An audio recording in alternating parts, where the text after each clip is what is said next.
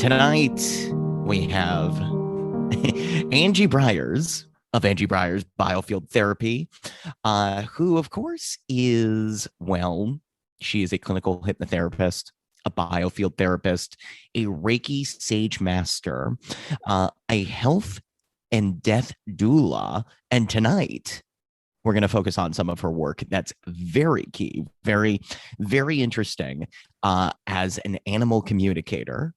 My name is Greg Bornstein. I host Open Loops with Greg Bornstein, Conversations That Bend. It's a podcast that delves into these topics that are the unexplored, unexplainable topics. And Anjii is her whole life has been dealing in realms that are, let's just say, they're not ordinary. And hey, look, I'm happy to do my service tonight to be here, get some basic information, including some info that you might not know about Anjii's work with animal communication to make these lesser known topics more public. And we're going to have a Q&A session after. So we have some people here who are in the meeting with us. Feel free throughout the chat to enter questions that you have. We're going to get to them a little bit later. But for now, it is my honor to be here and introduce Anjii Bryers. Anjii, so excited to be here with you. Thanks, Greg. Really appreciate it. So I am an animal communicator. I was not born with this. I have developed it over my life, but I've always had an affiliation for animals. And so, you know, with NDEs and different spiritual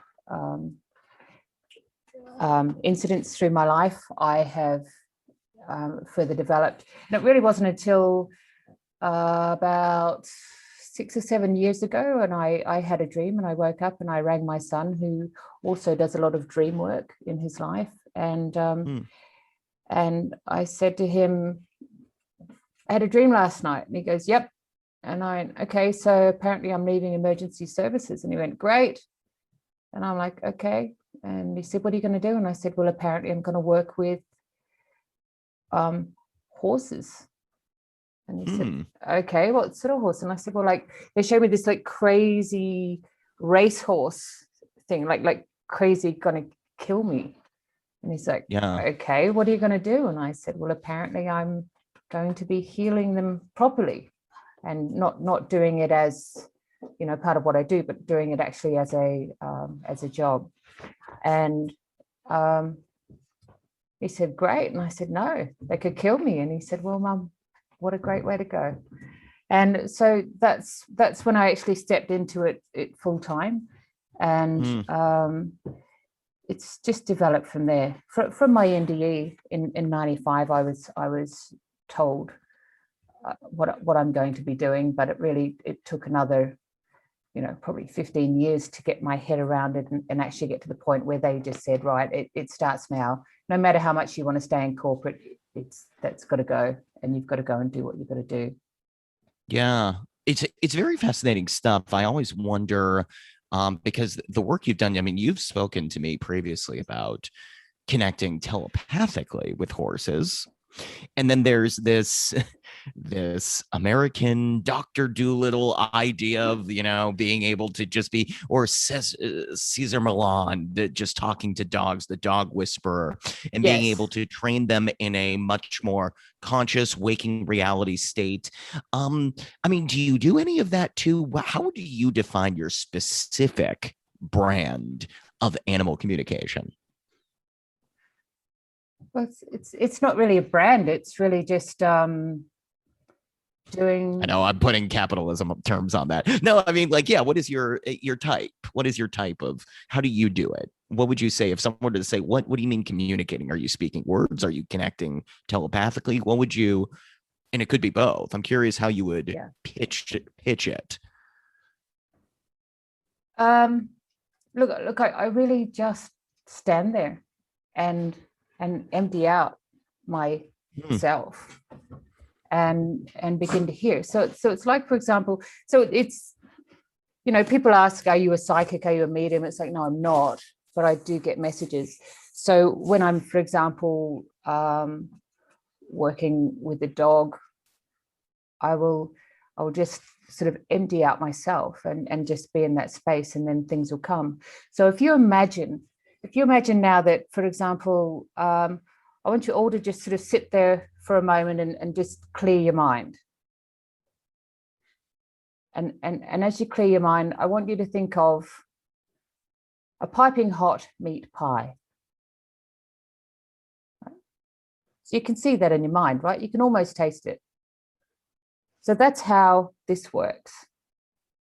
You see it almost in that vision. So some people think, it's like, the Sixth Sense, and it's like, the ghost stories, but it's not. It's like you get an idea of what it is. So, for example, I'll stand next to a horse and they're saying, I don't know what's wrong with him. I've had the chiropractor here. I've had the vet here. I've had everyone here. He's just getting nastier and nastier, and I've just got to put him down. And, I'll just stand with the horse and just put myself in that empty space. And then I'll start feeling, an ache in my back, right? And I'll sort of go, oh, there's an ache in my back. And so you can differentiate between what's your pain and what's their pain, because there's like a layer in between it, almost like seeing that pie. It's not a real pie, but you can feel that it's there. So I can feel that pain in my back, and I can go, look, he's got pain in his back, and you know what, it's lower down. And then I'll be looking lower down, and like you're seeing the pie, I'll see that part of his back, and then I'll take my hand, and my hand will come across the horse, and as it comes across where that pain is, it'll be cold, cold, cold, hot, like the old game when you're a kid, warmer, warmer, warmer, hot, and then I'll there it is, and you'll go, no, I've had the vet there today. And this is actually what happened with one racehorse, and I'm telling you, I can only say what I'm feeling. It is what it is. Like, I might not get anything, Yeah. but I can only say what I'm saying, and I'm saying I'm feeling it in my back, and it's hot when I take my hand across, and he's saying it hurts when a saddle's put on it, because I get a visual of a saddle, and as soon as the saddle goes on in my head, I'm going, so that's how it works. And then this guy sort of standing there, and he's arguing with me, and in the meantime, I'm up with the horse's head, and he's fiddling around at the back, and he goes, oh my God, there it is, and he feels it, and so he's able to go and fix that. So that's how it works. It's not like the movies, and it never will be, but it's really an intuition that comes with standing in your space and holding space for an animal, and making that connection. So a connection to me is like I imagine that our foreheads are touching like that, and then our energy's changing, and that's the biofield energy, and that energy sort of exchanges and finds that space. And for those that don't know, I'm curious, how would you describe biofield energy? So biofield energy is the energy that's all around us.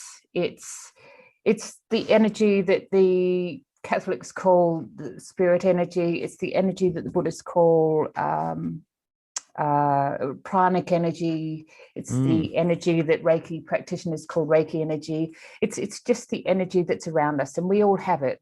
And so it's like when you walk into a nightclub and you see a gorgeous girl across the nightclub, and you go, oh my God, you instantly, your attraction is there. And then you get up closer to her, and you sort of, one drink at the bar, and you're moving closer to go and chat her up. And then you sort of get closer, and you go, oh, you know what? Feels ooky to me. She feels like a stalker, and you kind of like, back off. So that's biofield energy. It's when you walk into a hospital room and you feel the energy of sadness and warmth and love, and when someone's dying, there's that whole embrace that can fill a room, or a baby's born. It's that energy. Does that make sense to everyone? It makes yeah, I mean it's esoteric in some ways, but in some ways I can totally understand what you mean by it too. I wonder, Yeah. do you think that humans with consciousness have a different relationship to biofield energy than the animals that you're talking about in this context? No, not at all. Not at all. And this has been my experience. I have a clear understanding that an animal's energy is exactly the same as ours. And I get connected to by animals all the time, as well as people. I have conversations with animals that speak in human terms. So people always say, well, how can you interact with an animal because it's speaking, a different language? It's like, well, no, there's a level where they actually communicate clearly. I think I've talked about the story of the racehorse, and I'm treating all the horses in Craig Martin's stables, which is one of the photos that I sent you. And one of the horses told me that she has sore feet. And I've learned that I have to communicate it exactly the way that it is said to me. And so I talked to the trainer and I said, look, she's telling me that she's got sore feet. And he said, okay, they're called hooves, don't you, Anjii? And I said, yeah, I know they're called hooves, but she said feet. So that's great. Yeah. I'm a horse trainer, so I'm just like so relating to all this. Oh, cool. Sorry, my light just fell off and broke, so I turned it off. Yes, so she called it feet. So she said, look, I've got sore feet, and I was shown, when she's coming off the track after a morning training, so you'd understand this, when she's coming off, she said they ache for about 2 hours. And so I explained that to him. And one of the other horses in the stable told me that he was terrified because he's going to get his head cut off. So when I went up to Craig Martin, I said, look, Craig, okay, here's the reports of the day. So she says she's got sore feet, and he goes, they're called hooves, Anjii. And I said, I know, I'm just the messenger and I have to relay it the way it is. And he said, right, okay. And I said, they ate for about 2 hours after training. And he was like, right. And I went through all the horses, and then I got to the last one and I said, and he thinks he's getting his head cut off. And Craig went, right, thank you, put his glasses on and went back to his racing guide, and that was it. And I left that day, and I was still working emergency services, so I went back to my day job, and I was just thinking all day, this guy's going to think I'm really crazy, but I have to relay them the way they come. And what that horse had shown me was, when I got to him and he was at the back of the stable, he was what's called a sour horse, so you'd know what that is, Daniel. And he was just staying at the back of the stable. He wasn't running well. He was cranky. He was angry. He wasn't eating well. He was just a sour horse. And he was on his last opportunity to get up and running again. So that evening, I got back to the stables at about 8 o'clock at night to treat all of the horses again. And, they finished their training in the afternoons about 4 o'clock and go home.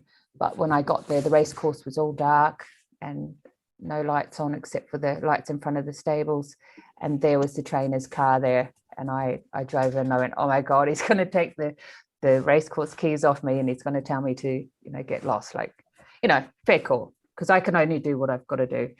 And so I went in and he was sitting there having a beer, and I kind of walked in and I went, hi. And he went, hi, come and have a beer. And I'm like, no, I'm all good. He goes, have a beer.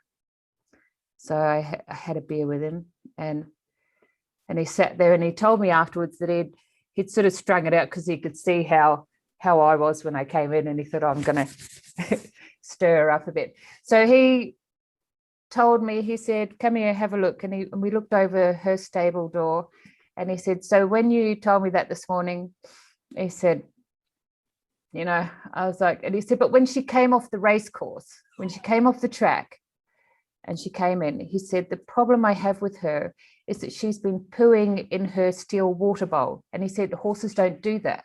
And the steel water bowl is actually bent from her doing it. And he said, they have to drink like 40 liters a day, or they, that there's serious trouble very quickly. And they won't drink water they pooed in. So he said it was just doing my head, and I have to keep coming back and filling up her water bowl. So he said, I was sort of sitting there, and he said, when she came back in, he said, I thought I'll have a peek over. And he said, I had a peek over. And he said, what she was doing was she was backing up to her water bowl, and she was hoisting her bum on it, and then lifting one leg to take the pressure off, and then lifting the other leg. And he said, so Anjii had the vet out today, and she's actually going to be operated on tomorrow. So it was good. And I said, oh, phew.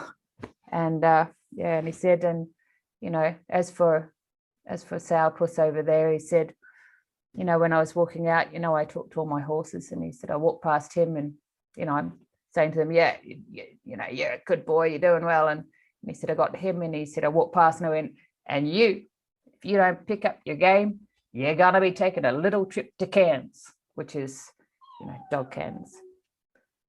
And he said, I took 4 steps, and he said, I'm laughing away. And then he said, I stopped dead in my tracks. He said, Anjii, I realized that I have told that horse that I'm going to chop off his head. And that horse has not taken it as a joke. And he has taken it on board, and he has got more and more terrified of me and of everything that's happening. And he's communicated that to you, and you've communicated it to me. And he said, it's changing the way that I'm going to train horses from now. And he said, it's made me so aware of things that I was actually aware of as a kid. So, that's how it works. So I saw, I just saw sort of an image like a pie, in there. And there was a tree, and there was a horse's body, and then there was his head, over the other side. And I could feel the terror in the horse. And I could hear, I'm sorry, I'm sorry, I'm sorry, I'm sorry. So that's how it works, and that's how they communicate. But they communicate very clearly. I went to a rescue by a very well-known jockey, and I was there to treat a big horse for, he was an angry horse. And I arrived there, and he was rearing, and I've got him on the rope, and I'm just calming and pulling him down. And then when I'm doing his treatment, I'm treating him. And then over behind me was this horse that had a blanket on, big blanket. And there was actually one of the stable hands sitting over the other side watching.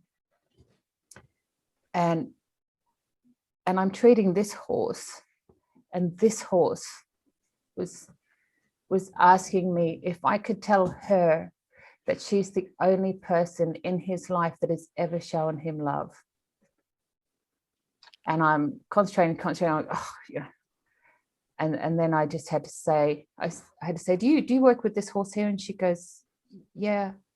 And I said, look, he just wants to say this. And she just burst into tears. And we went over to that horse, and, horses don't cry. They have watery eyes sometimes, but this horse was just weeping tears. How are you not a psychic? I mean, this is the thing. That's you told me you're not. Yeah. You said, no, I'm I'm a psychic. I'm a medium. That is a profound message to receive. Absolutely. And that horse was telling me he was dying. He said it was a few days off dying. So I couldn't understand this. And when I told her this, we went over there. He's crying. Sorry to interrupt you. She pulled the blanket off me and showed me that he was absolutely emaciated. Oh my gosh. And I said, you have to get this horse from this man. You have to get this horse out of here. And you know what? We're still friends. And that horse, she managed to talk him into selling him to her. And she got him out of there, and he lived another, what would it be? Another 12 years with her on a farm, and he's the most beautiful horse. And he contacted me about 2 years ago, I think. I was just sitting there, and I just sort of, had the thought of Coco, and so I just sort of stopped and concentrated, and then I sent her a message. I said, hey, how you doing? How's Coco doing? And she said, oh my God, I can't believe you contacted me. He's actually not really well. There's some things wrong with him. So, he told me, and I said, yeah, he's pretty tired. I said all of the damage from that starvation is you know, taking its toll on his body. So, you know, they did another 2 months, and then they, you know, he said, I'm ready to go. And so they euthanized. And so, yeah, that's what I do. We can all do it. We all have this capability, Greg. Really? Yep. Can you teach us all tonight? Sure. Or at least, I mean, really? Yep. That's what I love, that you really have brought it down to practical abilities. And I mean, you've demonstrated biofield energy with me before. What makes you so confident that you can say we all can do it? Because we're all born equal. Okay. Kids can do it. Kids talk to animals all the time. You will see your kids and they're interacting with animals and insects and all sorts of things. It's when we start bringing on our shite, right? That we start putting layers in between us and our communication. And so then we kind of, right? It's like trying to hear that. So the key is to just clear all of that away. Remove your own fears, and then you will hear. Remove your own traumas. Animals don't hold trauma. So I've had traumatized animals that are just so ready to let it go. And, you know, and I have a conversation back with them in my mind, right? So the horse in the tie-ups, that the jockey had jumped off, and she said, I'm not riding that horse, he's freaking crazy. The steward of the course, you know, ripped him out, got him back to the tiebacks. I was they're working on another horse, and the trainer came past me, and she's like, oh, and I'm like, hey, well, what's going on? What's going on? She's going, oh, it's crazy, they jumped off him. And I said, you want me to go? And she said, yeah, sure. So I went round to the tie-ups, and there stood the horse that they showed me in my dreams. That couple of years ago, before I rang my son. And he was so uptight, but this time when a horse gets really stressed, their legs will tighten in like this, and his legs tighten, and he was frothing all down his legs, all up his thing. His mouth was frothing, his eyes were rolling, and he was just, and so I just stood there and just allowed my energy to center and just be calm. And then in my head, I touched foreheads, and I just started talking to him and, you know, showing him pictures of, like, you know, him just running with his same jockey he has every day, just running with his jockey, having fun. And, you know, in my head, I'm talking to him and going, it's like every other day, every Saturday, you know, just think of it as a nice weekend run, but you're going to run real fast because you're going to beat these guys.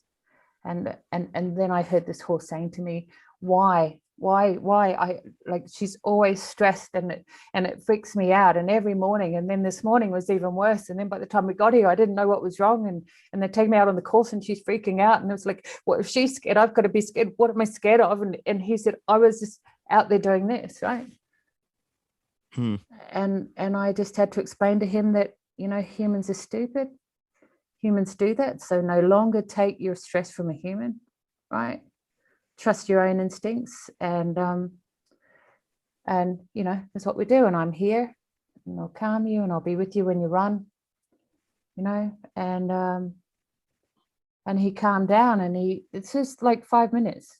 He calmed down, and he knocked his head in my shoulder, and I'm just there with him, and he's like dropped his head, and his lips softened, and the steward of the course was standing behind me. I didn't realize that, and you know, he just couldn't believe it. He just said to me, are you talking to that horse? And I went, yeah, we're just having a conversation. And he said, well, if I hadn't seen that with my own eyes. And he said, all right, I'm going to let him run. He said, very close call. And I let him run, and I made her, you know, stand away from where we were, and I took her up to the racing box, and she watched it from there, and he went out and he rode beautifully. And that was cool. But, you know, she didn't change, right? She shot that horse 2 weeks later. So, yeah. So, you know, 90% of what's wrong with horses is people. Exactly. Yeah. So I had Jeff O'Connor, who's the racing manager for Moody Racing here in Melbourne, and they have horses like Black Caviar and, you know, world famous horses. And he wanted to meet with me and talk about what I'm doing. You know, he just sort of heard a few things from other people. So we met for coffee. We ended up spending 2 hours together, and he said, well, how do we do it without, you know, doing a year's training? And I said, well, I said, I want you to go to the course tomorrow at 3 when all the kids get there and they start the work. And I said, horses will tell you so much. And, you know, this isn't psychic. This is just logic. And there's so much logic to animal communication. I said, I want you to go right to the back of the stables, and I want you to just quietly stand back there. And I said, you'll know who of your staff works well with them and who doesn't. And I said, as the kids arrive, you will watch the horses. The horses know before they even arrive there. And they'll come up to the front of the stables and they'll be hanging out and going, hey, pretty girl, oh, nickel, nickel, nickel, you know, me, come and cuddle me, you know. And then other staff will come in and they'll go, and they'll pull quietly back into their stables. And I said, and I want you to watch your staff when they ride them. I said, I want you to remember, and if you guys can do this now, if there's any horse riders on here apart from Daniel, but you know, the same goes with dogs. Remember what you were like with dogs when you were a kid. I want you to remember back to, you know, when you were a kid and you had the first pony, you know, and you're playing cowboys and Indians, and you just connected with that horse, and you're just galloping across the, you know, the fields, and you're like one with the horse, and this is forever, and I'm an Indian and I can do anything, and that connection is there. And he remembered that. And I said, I want you to bring it forward to today. And I said, that is the connection between you and the horse. And they actually connect through your base chakra, right? That connection is made there. And I said, and when you've got someone riding on them who's angry at her boss, or, you know, talking about the date she had last night with the, you know, the people next door, or you know, not connected, there is no connection. And all of your jockeys, every time they race, should take a moment to connect with this horse and say, it's you and me, we're cowboys and Indians and we're going for it, right? And make that connection. And he's like, rightio. And so he rang me the next night, and he said, I was there at 3 o'clock this morning. And he said, you're exactly right. He said, my horses showed me who needs to be here and who doesn't. And they actually showed me that there was one of my staff members that they're all absolutely terrified of. Like, they started bustling. And every time you walked into a stable, they were all trying to get away from him. They're tied up, but they're... And he said, so that was cool. And then he said, for the first time in years, I actually rode 2 horses this morning. And he said, I made that connection. And he said, I had the best ride I've had in years. Like, he rides, but he doesn't, you know, do training work. He said, I had the best ride I've had in years, just flowed. And he said, and then I was looking around at my staff, and they're all, you know, riding along, chitty-chatting away. And he said, and I was observing the horses with them. The horses were absent too. And he said, Anjii, you've changed the way that we'll train horses from now on, you know, forever. And, you know, this is something that needs to come into this industry. There's horses that love to run. There's horses that love to gallop and race. And there's horses that don't. There's horses that go, oh my God, this is just too much. You know, if they had someone in this industry that could differentiate, you know what, he loves to jump. There's horses that are, you know, retiring and you know, those sort of, you know, I'll show them jumping in my mind, and they're like, oh, that looks amazing, you know. And so the person that's looking at buying them, you know, will try them on all sorts of different things, try them on jumping, and they just love it. You know, there's a whole conversation to be had that you can have as trainers with your horses. And it's really just standing in that place, clearing all of your stuff away, and just imagining them coming and connecting with your forehead, and just standing in that and just see what you see and hear what you hear. You know, it's not going to be like a movie where it's very clear, but you'll just get a picture of, you know, a pie, or a feeling of, you know, sadness, or a feeling of exhaustion, you know, or a feeling of anger. And if there's anger, you want to go into that anger, and you want to sort of, you know, say, show me, you know, like, you know, I'm dealing with this huge horse, and he's a champion jumper, and, you know, he's just sour, and I'm, you know, doing with him, and I just see this blue pipe coming at him. So I'm sort of saying, You guys got blue pipe around here? Yeah. Someone hit him with that? No. Yeah, someone does. You know, and he's really angry. Oh, it's a him. And she's like, I know who that'll be. Thank you. So you can do that. You can do that with people. You know, you can do that with babies that are crying. You can connect in and sort of feel what they're feeling. It's really just about clearing your stuff. So, you know, most of the training I do is actually get people, first of all, to clear their own traumas, you know, clear their own, you know, I was a, you know, a rape victim or something. Right, let's clear that. Let's get that out of your face. Let's get that from stealing your life force and not allowing you to see. Let's get the, you know, self-worth sorted. Let's get all of that sorted. Okay, now you can learn animal communication.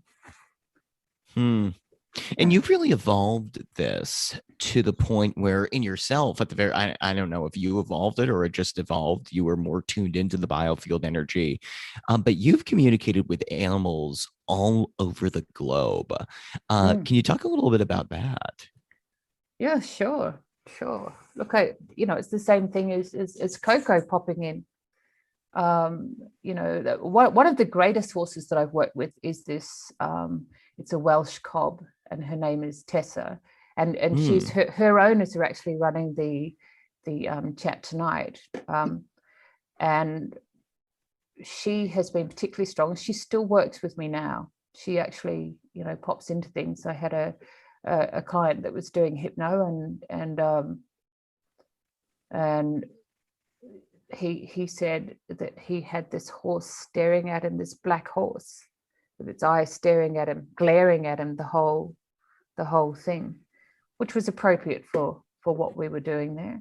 And you know, I've had people suddenly go, oh, you know, oh, my back, and you know, they're people that shouldn't have been speaking the way they should have, and I'll just get a picture of Tessa flash into my mind. I'm like, thanks, darling.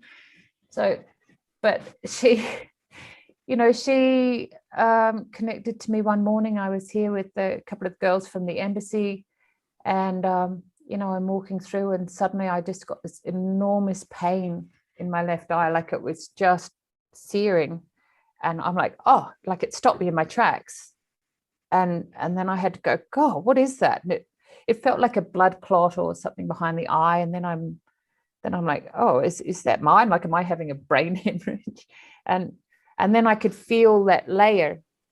So if you imagine it's like a condom or you know, some glad wrap between you and the food. And so I could differentiate. I'm going, okay, that's not mine. And then I was able to just quietly stop and just sort of call out in my mind. And this is how you do it. Just call out in your mind and go, who is this? Who is this? And then suddenly her head came slamming into mine, and I could tell by her blaze it was her. And so I called to one of the girls, and I said, quick, message Renata, tell her that Tessa's in desperate trouble. And then I saw, you know, the field that she was in, and I was able to say she's down in the back fields, she needs to get to her now. And so she messaged her, and Renata raced down to the fields because she'd taken a fall that morning apparently, and she'd already sort of seen. So she raced down to the fields and got there, and her eye was kind of bulging out, and she was like shaking her head, and she was all, you know, in a really bad way. And so Renata was standing there going, oh my God, what do I do? What do I do? So I had trained Renata up to be a Reiki master level. And Renata was going through a time of sort of like, you know, and many healers do. And, you know, I did for many, many years. You know, you think, oh, am I just like crazy? Am I a loser? Am I, you know, is this fake? Like, is this? And Renata was going through that. She couldn't trust her own ability to heal. So, you know, she was standing there in this field saying, well, what do I do? What do I do? You know, messaging me like this. And I just replied, because I knew what to say because I'd just heard it. You are a Reiki master. Do what you need to do. And she went and she worked on the horse, and the blood clot left, and the horse calmed. And the horse, had said to me, this is a kicker. This is created as a kick up the bum for her to move her beyond her own self-doubts, because we need her up and running as a healer, right? So you just think about that. You just think about that little portion, that an animal works with the realms or whoever to create stuff to teach us. Now that is mind-boggling, right? That is mind-boggling to me, and just so incredibly beautiful. And it sort of disappeared, but to me it was pretty savage. And so that horse had connected with me from over there to do that. I have it many times. I have lots of visitors, that come and ask for help, or just come and give me a cuddle. Sometimes I can feel, different animals just around, just like brushing past me, or like when do you know whether to reach out to, if it's someone that's not paying you for the service, when do you know it's your place to go, hey, I need to give you a call because I just got a message from your horse. I can imagine it. You have to have good discernment when you're going to actually do that. What do you do typically? Yeah, you do. And look, I used to sort of say, if they need me, they'll call me. And I would find that I would actually find things going wrong in where I am. I'd just leave it, and I'd go out and get the car, and the car won't start, or like electronics would go crazy. It's things like this. And so I have learned that I just have to say what it is, and then take it. I call it off my desk and onto yours. So so I'm the messenger. There, that's yours. Do with it what you want. Call me if you need me. I just have to do that. But yeah. Do people take you? How often are people saying, Anjii, please never talk about my dog again? Or are they? Do people generally, are they receptive? What have you found over the years? Yeah. Look, people are receptive. No, actually, some aren't. Some aren't. I do doggy daycare now, and work with a lot of pups, and I pick up a lot of things from pups. One dog arrived and was really, really sleepy, and to me, it was like, it felt like an unconsciousness rather than a sleeping. And, so I was taking a look at the puppy, and I'm going, this puppy's starving. Like I could feel it, I talked to one of the other owners about it, like, I don't know what to say here. And just say it. And I'm like, yeah.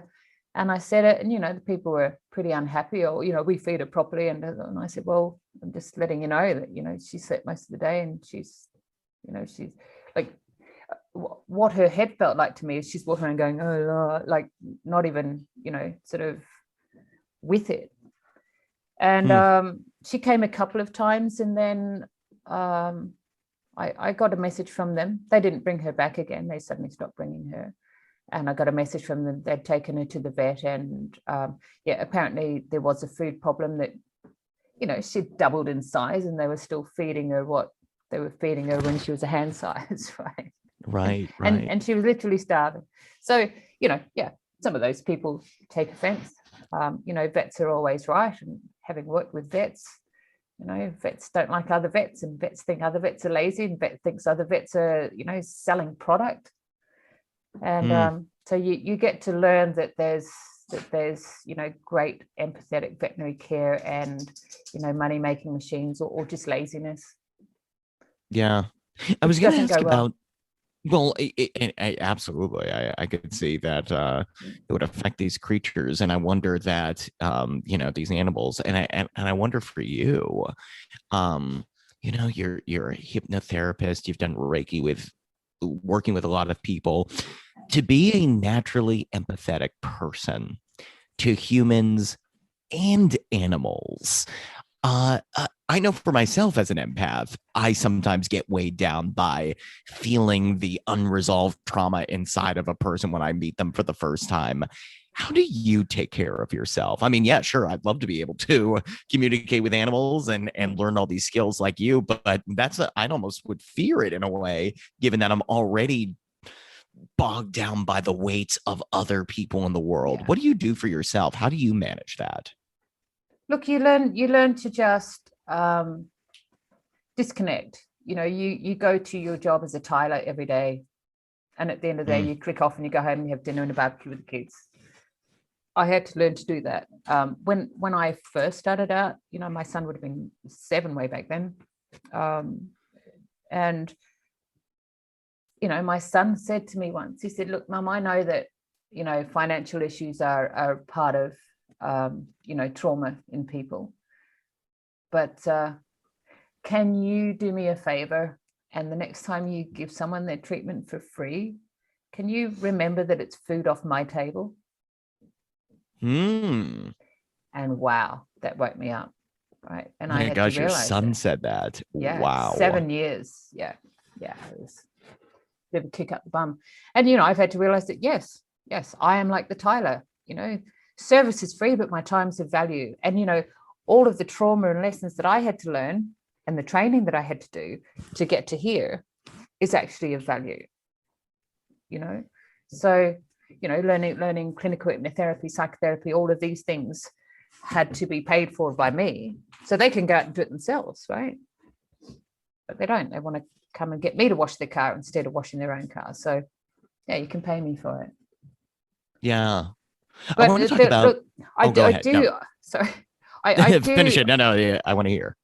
I do have a lot of people that get upset with me. It's like over the past few days, I've had hundreds of people, sending me messages of like, so, I've got PTSD and, can you help me with this? And then, they'll tell me their whole story and they're like, so what do you think I should do? I'm like, come to one of the free Zooms, book in for a session. Like, oh, but no, I don't want to pay for it. It's like, well, okay. Go to someone else. So I get a lot of that. And to me, it's like, what, I've earned the respect and I've earned the ability to work with people through hard graft, life traumas, close calls with death many, many times.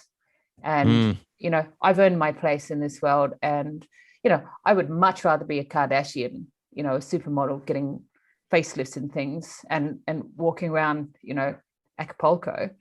But I'm not. I'm here, in this place, looking after traumatized dogs, feeding them. And so, because they've demanded that that's what I have to do. So, okay. This is now a business. And, people think it's cold. And I'm like, that's fine. You'll find someone that'll give it to you for free. And, hopefully they can be, of wonderful help to you. But for me and mine, I have to stand tall.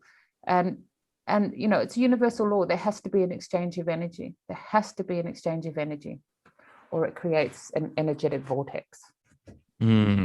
I wonder if you were to tap into the biofield energy of a Kardashian, if you would actually find anything. Try that sometime. Hello. I wonder if there's anything there. That would be an amazing. Okay, so yes. Oh my God. No. I mean, that's just food for thought. Here's my curiosity here. Let's move into a little bit about eating, because I know you have thoughts on this. I mean, when it comes to us eating animals, how can we not feel guilty about getting a cheeseburger anymore? What are your thoughts on that, and people that still want to eat meat, but as you said, they can tell that they might be up for slaughter? Absolutely. So as far as the experiences that I've had, right, so all of us that say these things, we are not espousing that this is biblical and should we put the book as firm, strict law. This is a result of our own experiences and our own knowledge and our own information given. So the information that I've witnessed is that there are animals who offer a life of service to come and offer that life of service. The issue is that is that wine you're drinking? I'm not drinking wine. It's just a large bottle of like, American seltzer water. Next question. I promise I'm not getting drunk as this thing is. That's hilarious. That I'm is so funny. sorry. No, that's all right. So Animals of yes, service, you were saying. absolutely.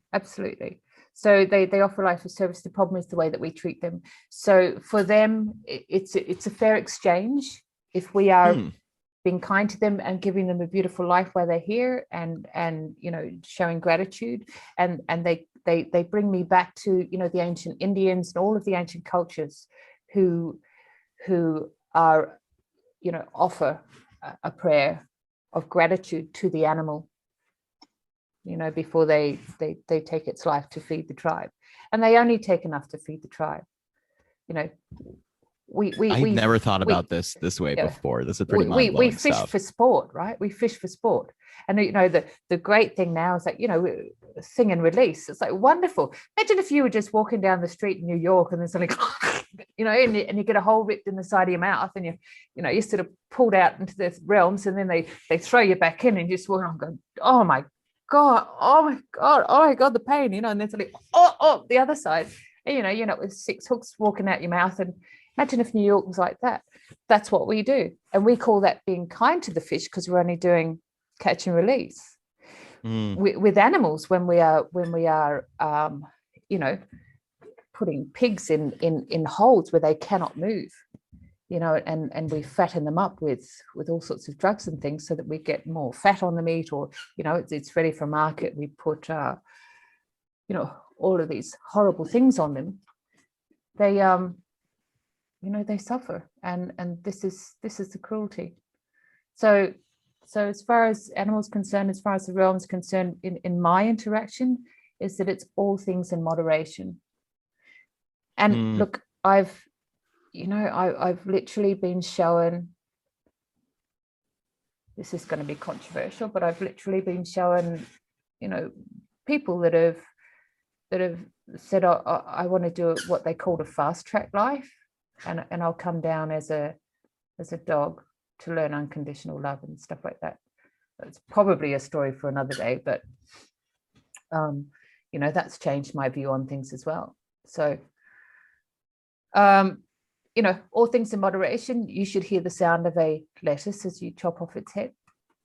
And they're actually now we have the technology to measure that.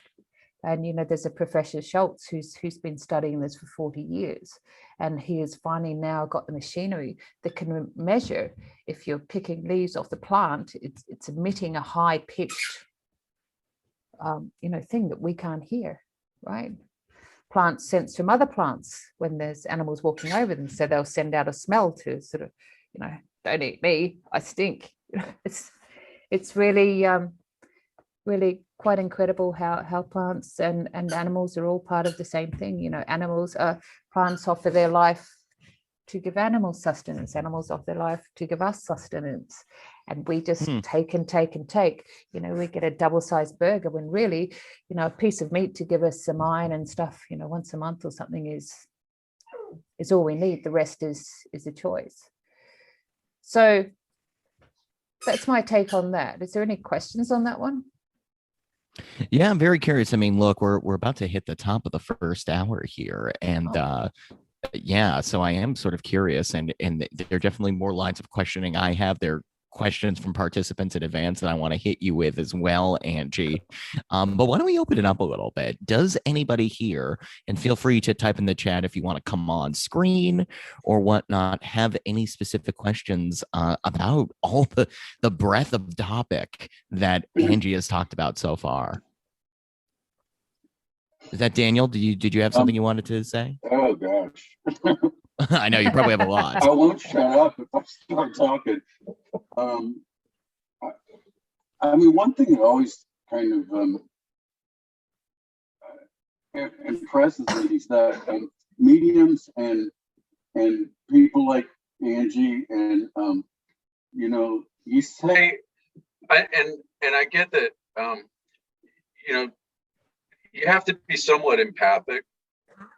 You can't be like a narcissist and get really very far with communicating with anyone or anything, but truly you're gifted. I mean, you're hearing and seeing really specifics, and I've seen mediums is, they've written books that says you too can be a medium, and we've all got the talent, but can a regular person like me, or most people, how can we really develop that skill to get to that point, or that's sort of a God-given gift, isn't it? I'm always like how I'd love to, I'd love to try, and I've read the books, and but I'm always sort of like, gosh, I'll never, and I can relate to so much of what you're saying, because I will take on pain of animals, and I totally get the the communication with the horse, and how for me it's more like just a person that you meet somebody, and you're like you were saying in the bar, it's kind of like that with an animal, but to get a specific message, like there's one somewhere else in trouble, how does that happen? It's just a gift. That's a really, really great question, and it does come over time. But Daniel, you just told me that you're already doing this. Okay, so if I was to say to you, I'm an amazing violinist, and I can play Chopin, and I can play, but you know what? You all have your own violin. Here, look, twinkle, twinkle, little star. Right? You're there. You're doing it. Keep practicing it, right? You'll be going, and then you go, oh my God. So that's all it's about. Daniel, you're already doing it. You're already connected. The key to moving this forward is releasing your own trauma. And this is what I was shown in my NDE. And that is when they spend, it seemed to take like 2 days. And they had that me makes a lot, that's a clarity there. Yeah. They had me in rooms where they were talking about, they took me all sorts of places. They showed me all parts of my journey. And they told me that I am staying here to do this work. And my mission that I wanted to come and do was to teach people that healing and self-healing is so friggin' simple. We make it difficult, like sometimes I'll say to people, so I'll meet someone, for example, and I'll sort of, and I'll see, like the meat pie, I'll see a bottle of B6 vitamins in the corner of my mind. And then I'll see some cayenne pepper, and then I'll be like, oh, you need to take B6. You really stressed. And they're like, oh my God, yeah, I got PTSD. Like, oh, okay. But that's too simple for a lot of people. What vitamins and really, yeah, with hypnotherapy with humans. So I'll say to people, this is not a magic pill. 23-year-old gorgeous girl with gold everywhere and things. I can't make that 63-year-old man you're having the affair with any better looking, any better in bed, and I can't make his wife go away, right? Realistically, let's have a look at this. You've made some really bad life decisions. That's why you're depressed, right? So I'm not. What do you know about Daniel that I don't? Yeah. Is there a 30-year-old gold woman? No. Is that why he's on his back right now? Sure. What's going on over here? Is that Shagger's back? No, wait a minute. This is an interesting point. This is this. But I get what you're saying. I mean, look, Anjii, this is what I'm wondering. Do you think, and this is a very interesting point of view that you're espousing here, do you think that often the reason that people aren't able to access psychic abilities or even deep states of hypnotic trance, and I don't know if you equate those two things, and I know that's not really the topic of tonight, but it does relate the ability of just going to other worlds of consciousness. Do you think that trauma is the blockage most of the time for people that aren't able to get there? Absolutely not. No. Okay. No. So then what is it? So what, break that down. Yeah. For people, there's 4 keys to going into hypnosis. So I've had a boy approach me at a party And he said, oh, I can't be hypnotized. My auntie's one of the most famous hypnotists in the world, and she can't hypnotize me. And I'm like, oh, wonderful, fabulous. And he kept coming back and annoying me. It's like, so, it's all lunch crap. And I said, listen, I said, do you like your auntie? He goes, nah, she's a bitch. I went, well, there you go. And he goes, what do you mean? I said, well, there's 4 keys. The first key is, do you trust the person that's going to do it with you? If you don't, then leave. Don't pay the person. Say, you know what? I'm not feeling comfortable. I need to go. Right. Number 2, you have to want to be where you're going more than you want to be where you are now. So I've written this little book that I often give to clients to read who I have a sense that are going to be wanting to hold on to their drama, right? And it's called The Pond of Poo. And there's I'll talk about that in our one tomorrow, but it's about people wanting to maintain it. So it's, for example, someone comes for smoking. Now, they really aren't ready to give up smoking, and you have to be ready. They want to be able to go, oh, I tried everything, even hypnosis, didn't work for me. So they're giving themselves permission to continue the behavior, right? I could have been a world famous model, but I'm not. So instead of thinking I didn't do the work, I'm like, well, I'm a victim. I was raped at the age of 12, and so it's traumatized me, and that's why I'm not famous. See, once you take that off the table, it's like, well, I'm not successful because I didn't put in the work, right? So, the whole thing of what's that book called? The Dream or something of The Wish? The Secret? The Secret, I imagine myself driving a BMW. And then I have a BMW. Hello, right. Guess what? You actually go get a job, earn the money, and go and buy it, right? It's the same with this. It's like, I imagine myself being, oh, I'm so peaceful. You know what? I'm a healer now, and I go and heal other people, and I make lots of money online, and I can sell you funnels, and right? Actually, when you meet a lot of those people in real life, 90% of my human clients are therapists. So go figure that one. Interesting. Right? So they hold on to it. They don't want to get rid of it because they actually have to face it. But they'll go and deal with other people's dramas because when they're so busy involved in that, they don't have to think about their own. But they're still here. And so when they're sitting with their doggy who's sick and they're like, oh God, I don't know what's wrong with him. All of this stuff's like, they can't hear, right? Get rid of that. And then you're just sitting here with your doggy and you're like, you feel the love, right? Does that make sense? It does. Then they get stronger and stronger. And over the years, you learn to, when I met Tess the horse, when I met Renata and Ernst, who owned the Renata's Farm Sanctuary, I just met them because I was over in Austria visiting my brother, and we went to visit his friends that had this farm. And we were walking the farm, and we were walking through it, and suddenly I heard this horse. And this horse going, hello? Okay, so we all came to exactly this farm, this land, exactly these people, exactly this time, because we're here to heal humans. And hello, if you could get them up to speed, would be great, like sometime in my lifetime, because I'm 30. And I'm walking along going, okay. So I sat with that for a couple of days because it's like, I'm going to tell these complete strangers. My brother's a healer and he doesn't need someone to come and be some smarty pants and try and, heal his friends. Like everything was wrong about it.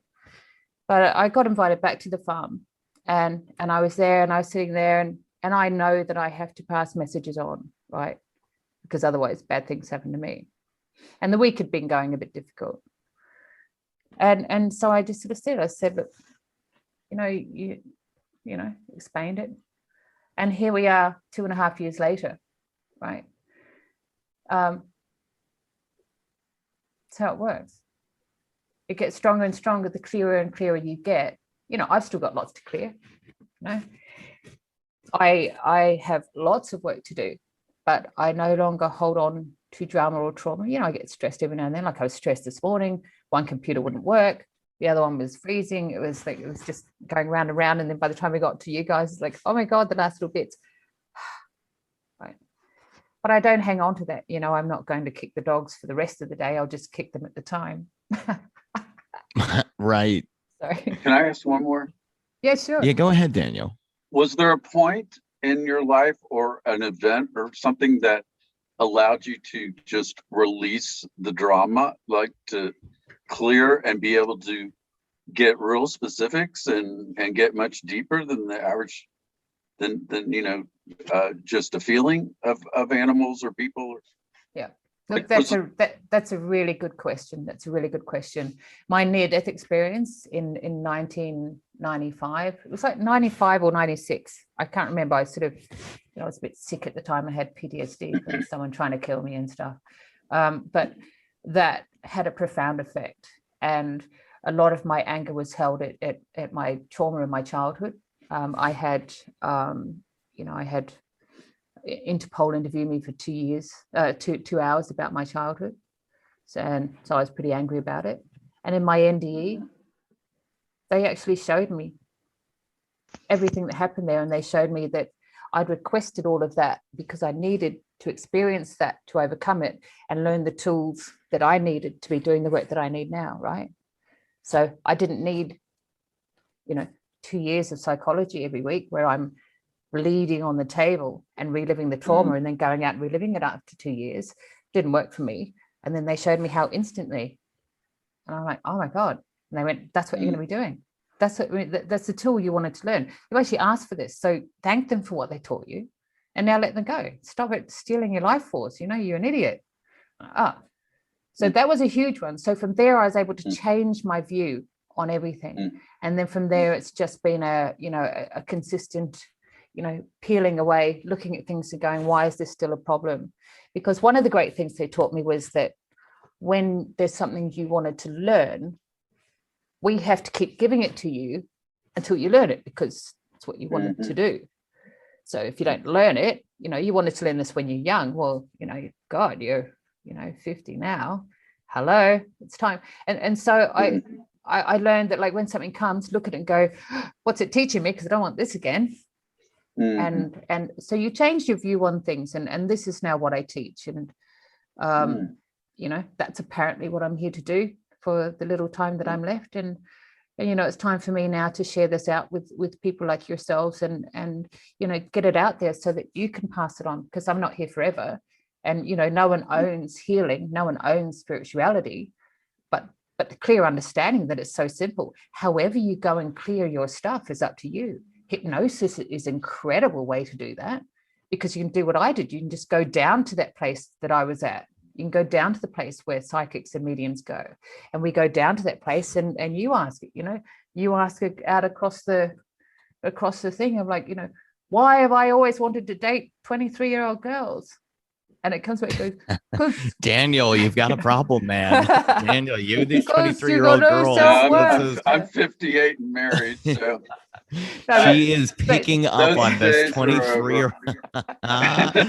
but you know what I mean. No, this was actually a lot of scenario I had. So I had a clinic on the Gold Coast in Main Beach for many years, and it was a very a lot of money there and a lot of very plastic people. And why I walked away from doing therapy was because this was 90% of their problems was like really stupid stuff, Yeah. And I've been able to come full circle and come back to real. Yeah, that's so powerful if you could teach people that, because we're spending our whole lifetimes just getting over one stupid, sometimes pathetic thing that everyone else can see and you can't. And for a lot of people I know, and destroying their lives and dying and losing friends and family, and it's heartbreaking. Yep, absolutely. And so you imagine if you could just, like, what would your wish be? I want to remove all of my self-trauma and self-doubts and lack of self-worth. I can either do 30 courses, out here in the conscious, or I can go right down inside me. So hypnosis is not taking you to somewhere the therapist is taking you. It's inside you. So I know the way down, right? You've got the vehicle, I've got the keys. I know the way down. I just come down with you. I'm a co-pilot. Let's go down to your garden. And they showed me that everyone has these gardens, and they showed me that this is where I am to go and work with people. So I take them down to that place, and you ask your own questions, and your answers come back. And it's a really incredible place. They're not comfortable with people who just want to go down for a nosy poke. So people say, oh, hey, can you connect with my dog? Like, why? But you have other people that are like, I have been traumatized for the last 2 years because I had to euthanize my dog, and I think maybe it was too early, and I'm terrified I'm going to be punished by God, and I'm terrified that my dog is angry at me and that I've ruined something. And that's a real question, right? That's a clear intent. But nosy poking around, no one's going to turn up because they've just got better things to do. So it's for healing. It's not for nosy poking around. So I hope that makes sense. Anjii, I thought it was a very thorough answer, and I thank you, Daniel, for those questions. We have Ruth raising her hand. Also, Omar is in the chat. He has a few questions. Curious if Ruth's question or comment, Ruth, is it related to the last topic? Yes. Can you hear me? Yeah. Awesome. Hi, Anjii. Hi.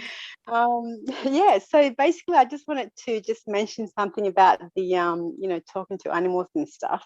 So this incident, like, I'll probably just take like 2 minutes just to sort of just explain it. So one time I had a dream, and in my dream there was this dog sort of coming to sort of hurt me, and I remember in my dream I sort of put my hand up and I was able to stop the dog from hurting me. And now I think about 2 months later, there was this dog in real life, and this dog was sort of coming towards me, and I was like, oh my goodness, this is scary. And then before I even knew it, I just stood there, and I just thought, wait, I can tell this dog to just calm down and not hurt me. And I just I was just watching myself, just silently talking to the dog and saying, hi dog, you're not going to hurt me, okay? And I want you to just turn around and go back. And the dog sort of stopped, and I felt like the dog was going, hey, are you like talking to me? And I'm like, yeah, you need to turn around and you need to go back. And the dog just looked at me in the most like, this is not happening, right? And it sort of looked at me, looked around, looked down, looked up, looked at me, and it was just the most incredible thing. And I thought, wait a minute, I think I'm actually telling this dog to go away.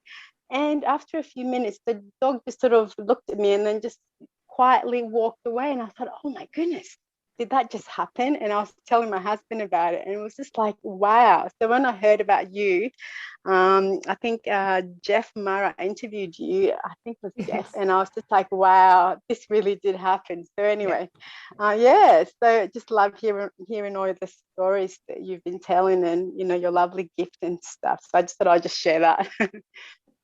Ruth, thank you so much. And you know what? That is an incredible story. So that tells us that you're doing this work as well, right? Yeah. So when you sort of say, oh, I'm not special or psychic, it's like, well, absolutely, we all are. And absolutely, that is a validation of you and the work that you do.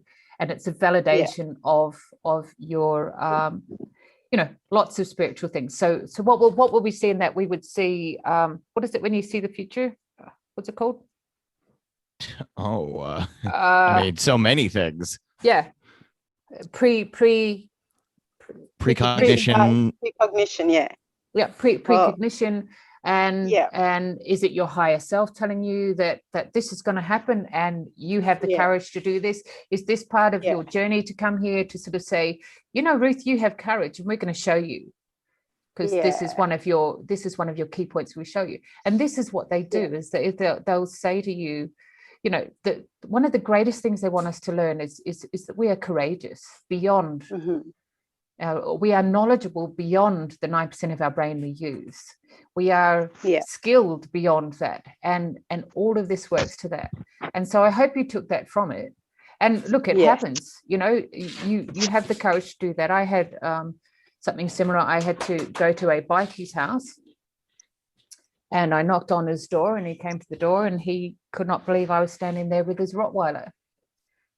And he said, how'd you get past my dog? Like, no one comes in. And I said, oh, well, he came at me over the fence, and I told him to shut up and stand down. And the dog's standing beside me wagging his tail. And he's like, Yeah. oh, okay, come in. And, you know, yeah, they hear us. So it's not necessarily dogs that we're working with, you know, with anything. Like, that dog thinks it's doing its duty. And, you know, I'm like, I come in peace. Like, don't threaten me or I'll bite you, you know. And he's doing, oh no, don't bite me, because, and like, we all have this ability. We all do it all the time. We all hear things. Sometimes we think we're crazy. Sometimes we think that we, you know, that we're daydreaming, but we all have it. And you know, half the key is learning to recognize that it's happening. So you don't have much work to do, right? You're already hearing. You're all already hearing. I know that you've all had experiences with animals, and really the key is, you know, I could run a 2-year-long course and so, you know, when the horse's ear drops back slightly, you can sense that he's not happy, you know. Or I can say, you know what, clear your stuff, stand there, and you'll hear. Right? I can help you clear your stuff. No, you're welcome. You're welcome. You're well on your way, and you're doing it. And they've shown you that you're doing it in no uncertain terms. So Ruth, you go for it.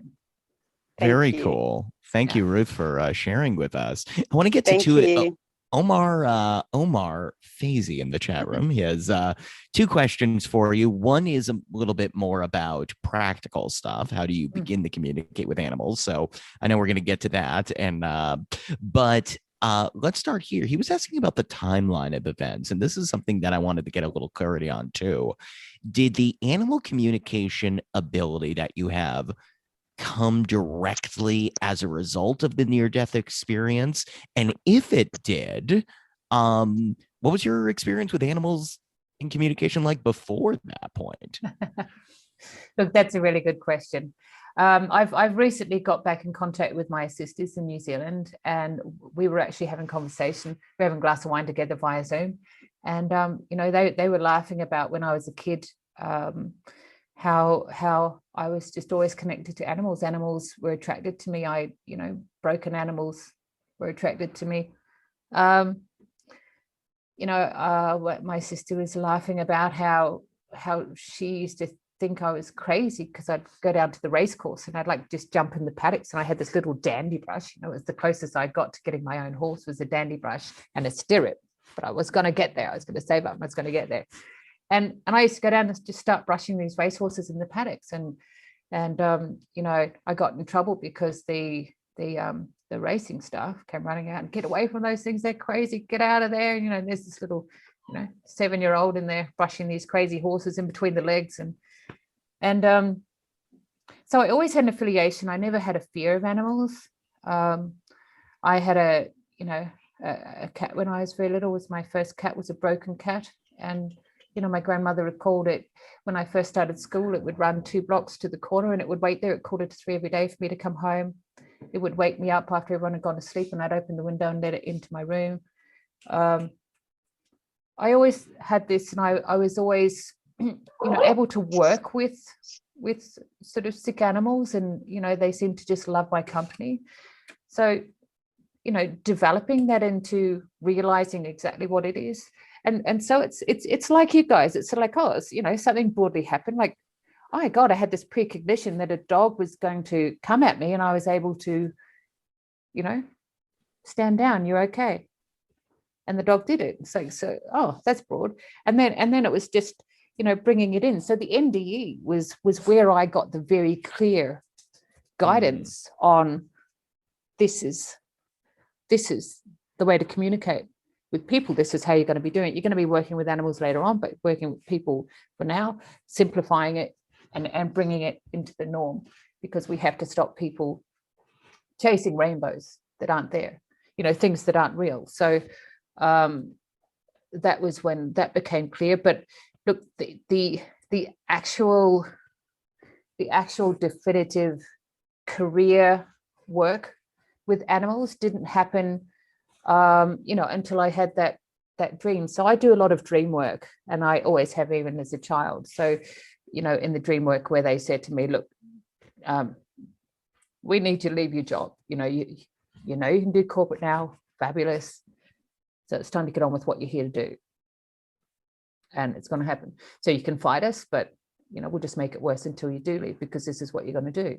And that's when I rang my son and went, not sure how it's going to work, And I walk into a stable, and, opportunity comes up, and went to a stable, and I'm like, okay, show me, guys. Cleared my space and stood there. That's the training. That's the course. So, yeah. Yeah. So you all owe me $10,000 for that amazing information. Omar says that he can communicate with his cats. Yes. And then he says, is this more telepathic communication than verbal? What would you say over? I mean, I'm sure you've spoken to these animals before too, verbally, but I almost feel like it's in between from telepathy, and it's a real body connection the way you've described it. But yeah, how would you answer Omar's question? Is it more telepathic or verbal? It's everything. It's everything. I can hear dogs that come here to my care when they're being trained. I can just about hear them swearing at me, and by God, you can see it on their face. They walk around like, I'm like, hey, watch that language. Do you know what I mean? So, it's everything, Omar. It's like saying, I play the piano with one hand, but actually you're playing it with both hands, and you're hearing it, and you're revolving it back around yourself to get to the next note. So there's everything involved in playing the piano or driving the car. You're driving the car, you're holding the wheel, but you've also got your feet on the petrol, and you've got your hand on the clutch, on the the gear stick, and the vision going on. And so that's how it works. So does that make sense? Yeah, no, it definitely does. It definitely does. Yeah.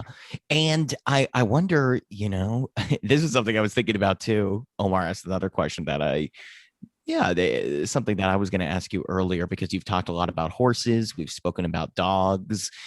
It sounds like horses definitely, perhaps, and Daniel's speaking to this too, the way that there is really a human it's just a bonding experience that you really can have with horses that's different than, unless you're a zoologist. I do wonder what zoologists' relationship with animals are. And I'm curious what happens when you go to the zoo. That's an interesting question. But Omar asks, are there certain animals that are easier to communicate with than others?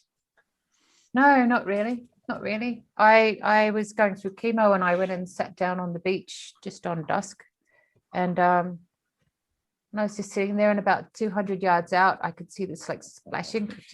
I didn't know what it was. And there was a couple of seagulls flying around it, and it was down that way.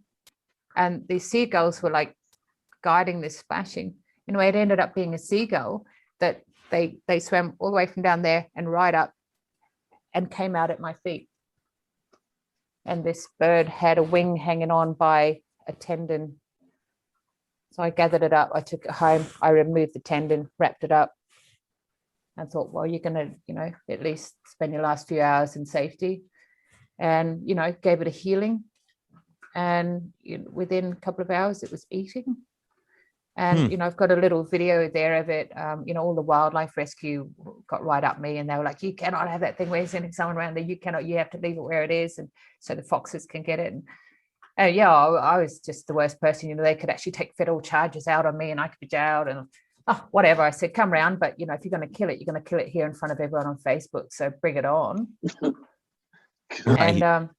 And they said, you have to release it. So I released it out the back door into my garden.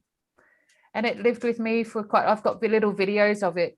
It would be sneaking around, get up on the veranda, look around, check if I'm looking, then run inside, hop in its room, and I go in there, it's back in his room. So, that little one winged bird lived with me for a long time.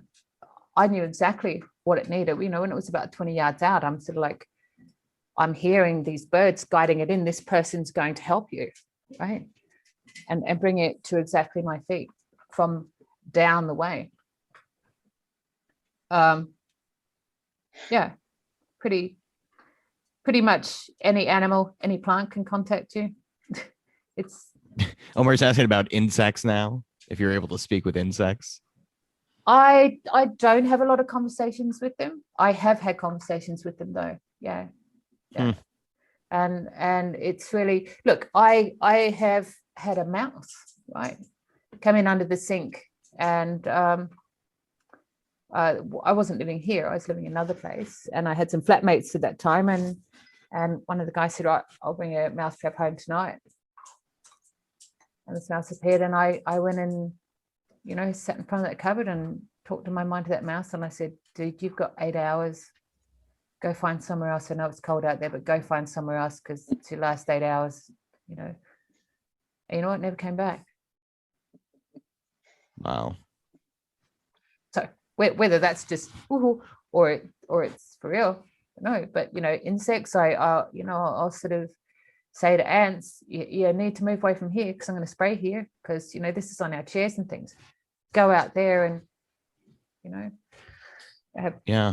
have seen things move. So I don't know if that's me or if it's just damn good luck, but Yeah. I want to ask you about one of the questions that was sent in earlier from one of the participants, that was about one of the owner's testimonials on your page. They said that their dog's behavior changed for the better after just one day in your care. And then many of them say they'd already had been to trainers before finding you. I imagine nothing had worked, and then boom, spend the day with you, and all of a sudden that dog's changed. How do you explain that? That's remarkable. It's about your energy again, and I just keep going back to the simplicity of this. This is about where you stand, and so holding that space. So, I had a dog who's been here a few times, and he came this week, and his owner is moving house, and they've had all of these things going on, and she was extremely stressed. And he arrived here, and he was like ripping to get in here, but she said he's beside himself, and I could see he was just like, and he came in the door, and I said, yep, go. And he sat in the door, and so I have the mud room there, between there and the rest, and all the dogs here are like, oh, hey, g'day, Tato, and they're all at the grass going, hey, and he was there, and he was just completely out of sorts, and he was howling after her, right?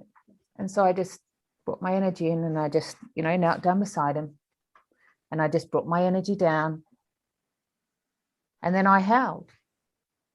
And he looked at me, and he howled, and I howled. And so then we howled together. And we howled together for about 3 minutes while his energy was coming in. And then he just sat there. And all the dogs here who are normally barking at the glass, I turned around and they were like, they were all just frozen on the door. It was so funny. It's like, when where's the camera when you need it? But it's about your energy. It's about holding space. And so, new dogs that come here, this is about, they all know that I am the leader of this pack, right? So I don't have to hang them by the throat to a tree or anything to teach them that. They learn off the other dogs, but they also learn off me. And once they know that you're the leader of the pack, then they can calm, and they don't have to be barking, because she's got this, she's in charge of security, so we can just play and be puppies. And it's the same with a horse. I go to treat a horse that's been biting its owner, and she's got bruises all up her arm, and this is a horse that she's reared from a foal, and suddenly it's attacking her all the time. And so it's about me. I'm not a horseman, right? I don't sort of know too much, but I just put myself in that space. And so I said, oh, let's go down and get out of the paddock. So she gets the horse out of the paddock, starts walking up. And I said to her, so a horse is asking who's boss, not once a day, but every 2 minutes, right? And I said, 6 times between getting out of the paddock to here, you have told her that she's boss, because she'll come up over you and you step back, or you're talking, and so the boss is going, okay, so I'm in charge again, right? And then we get up there and you're trying to climb on her and tell her that you're the boss. So yeah, she's going to argue with you. So, a lot of these things are just great logic. And so, you know, I told her to like get your head in the room and be with this horse. You know, we went to a jumping thing with her. I went with her, you know, a couple of months later to whatever they do in the ring. Anyway, so I've got chemo brain, so sometimes words just lose. And so she had the horse there, and she had it in the training arena with other horses, and suddenly it bolted, right? It threw her, and it bolted, and everyone was freaking out. This horse was going crazy. And I did like Ruth did with the dog. And I just went and stood there. You don't really stand in front of a raging horse. But I did. I just went and stood there. She had lots of room to go around me, but I just went and stood there and held my space and brought my energy in. And you know what? She came to me because she wanted to be with me, right? Because she knew that I was the calming space, because she knew that about me. And so she came to me in there. You know, I've got this great photo of her, you know, just a few minutes later, her mouth is soft and her eyes are there, and we're just looking forward. So they know whose energy is what. So much of it is about holding your space and just being still. And that's why I keep bringing this in, right? And it's also about being strong. So I have a lot of dogs here that will come here and they walk in, and, you know, I'm kingpin, and I'm gonna pee on all the dogs, and I'm gonna, you know, bite that one, and I'm gonna pee in the water, and they get a short, sharp bark from me, right? Scares the crap out of them, you know, someone sneaking up behind them and barking in their face. They're like, Jesus, right? Don't do it, because that's what their mother would do. And so they learn those manners. And then my dogs also teach them, you know, they'll run in between them if they're going too rough and things like that. And, you know, once they feel safe with a person, they can let go. And so then all their stress lets go. It's like if you're in a combatant relationship, right? You've got a girl that you never know where she's at. You know, some days she's like, every time she walks in the door, like, where are we at today, right? Oh, God, that one again. And then suddenly you meet a girl that's just like, hey, man, how's it going? You know, let's go get some pizza. And you're like, oh, my God, that's so good, right? The same thing for animals. So you know, it's a combination of spiritual energy. It's a combination of letting go of your stuff and listening. And it's a combination of being logical and providing safe space. I was going to ask about the human connection next. If you have had the ability, I mean, look, you can train dogs. Do you feel that you could? I can't train humans. You can't. Oh, sorry. No. Yeah. No. That's what I was going to ask. Why? Yeah, because humans are the only animal that likes their drama, you know. Interesting. You know? Yeah, they like there to be issues. If there's no issues, then they've got to get on with being everything that they could be, right? So I couldn't send, you know, if I don't have a daughter, but if I did have a daughter that was really rambunctious, temper tantrums, and I said, well, spend the day with Auntie Anjii, see what happens. I mean, do you feel like you could energetically shift something, given that, I mean, this is a child, so they have less of a critical faculty and less of the walls up. Sometimes there's trauma, but I'm curious what your thoughts are on that. Well, when she's climbing out the window and I come up behind her and bark like buggery, she will get a fright. No, I'm only kidding. So, I'm like, oh my gosh, what? Yeah, I can see your face again. Look, you have to want to change, and that's the problem with us.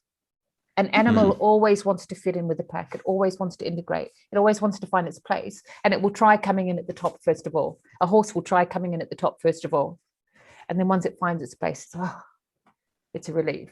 So it's the same with children. Children want to say their space. They want to be heard. They want to be acknowledged, but at the same time, they actually do like boundaries. You know, if it's done in the right way. You know, if I'm not there going, sit down, shut up, be quiet. If I'm there just going, dude, the sooner you get this done, the sooner we can make the pizza. Like, you know. Yeah. Omar says humans have ego, animals don't. Exactly. Yeah. And look, we need a certain amount of ego, Omar. You know, we need a certain amount, and we all have it. You know, it keeps us alive and it keeps us safe. So I always hate calling it ego, but I tend to call it more arrogance. ego is important for us to have, and arrogance is the sad part of us, you know, that Yeah. sort of narcissistic arrogance. Yeah, let's see. There's some other questions from participants. Someone says, I'm curious how you answered this one. I had to put my old dog down. He was in so much pain. Every day I feel horrible. I feel guilty. Will I be punished for taking his life when I die? Is he angry at me? Will I see him again? Very emotional question. What are your thoughts? And that's the one I saw that I, was referring to you before, because I do relate to that person. The experience that I've had with animals is that they don't have a thing on whether it's legal or not to take our own life. I was treating a woman, a policewoman, for her PTSD at their house, and I kept hearing, and I said, is there a sick dog here somewhere? And she went, yeah, there is. I've actually, part of my trauma actually is that I've got this dog has been with us for 18 years, and he's actually in my bedroom, and he sort of died weeks ago, but he's just there, like he's not eating, you're going to sip water. And she said, I actually don't know what's wrong with him, and it's actually making me really upset. And I clearly heard the dog say, I'm hanging in there because she'll kill herself if I die now. Yeah. And I had to be straight up and say to her, he's worried you're going to suicide. So he's hanging in here through all this pain because you haven't got your shit together. And she's like, what do you mean? And I said, well, I don't know. Is that a space you're in? All I can do is relate what I'm given. And she was like, yeah. And so we talked about that. So I sort of talked about the pain that he's in and how much joy he's got. And we went and sat with him, and he expressed to her some great things. He talked about memories and that. And she just burst into tears, and she said, you can go, I'm good. I've got this. I understand now. And he was, saying to her, we'll see each other again. Like, I'm going to be out of pain. He was having a really good explanation to her of where he was at. And so, yeah, she cried and said, well, you can go now. And then he got up. It was the first time in a couple of months that he walked, and he got up and he wanted to get out the door, and he went to the back door. And I said, he's showing me like a little tree thing with purple flowers. And she said, yeah, that's what she said that first. That's what he loves to sit under in the garden. And then he got up and he wanted to go to the back door, and he went out there and sat under it. And he wanted to be buried there. He wanted her to put his ashes there, so she'd always know that he's with her. And so she just spent that evening, and I said, our traumas are, so the work I did with her was basically on the triggers. So we don't have to remember all of the terrible events we have, but what we have is triggers that happen unnaturally. And so we worked on that. And so we did our session, she was able to go down, and she spent that evening, and he passed away that evening in her arms. Wow. So yeah, it's beautiful. I can't remember the question now. Well, this is someone saying, will they be punished for taking the dog's life? Yeah. No, sorry. So they know they're dying, and they can hold out on dying, and they can do all of these things. So then you have Pascal, who's a little horse on Renata's farm sanctuary, and he'd become lame. And he was suffering with it for a few weeks, and I run a circle over there. So I have a circle of people over there that I've trained in animal communication and Reiki, and they've been doing all of the work to clear their things. And so in this circle, so we did a circle for him, and he had messages for us. And look, he was saying about his health and things. And then Renata and I had a session on our own. And I was saying to her, he just keeps saying, I miss my mama. I miss my mum. He misses his mama. And she's over there thinking, you know, she's getting her messages too. And he's saying, I'm not ready to go yet. And she's thinking that Tessa, the big horse, that I'm referring to that. And you know, that's not his real mama. And anyway, it wasn't for a few days until she realized that his mama was actually her daughter, whose horse he was when she was young. And so she contacted her daughter, who was, you know, away working, and the daughter came back. And he said, I'll tell you when I'm ready to go. So she said to him, I'm going to get her here. And then we did a circle. And he said, I'll let you know when I'm ready to go. And we said, look, show us a physical sign that you'll let us know. And he said, I won't be able to walk, but I'm staying here till then. And so the daughter came. They had the time together. You know, they worked through some things, you know, her and the horse. And very next day, I think it was, he didn't get up. And he's ready to go. I've experienced the green machine with a horse. I've had a horse take me through the actual death. Which I don't know if you guys want to hear that story or not. Yeah.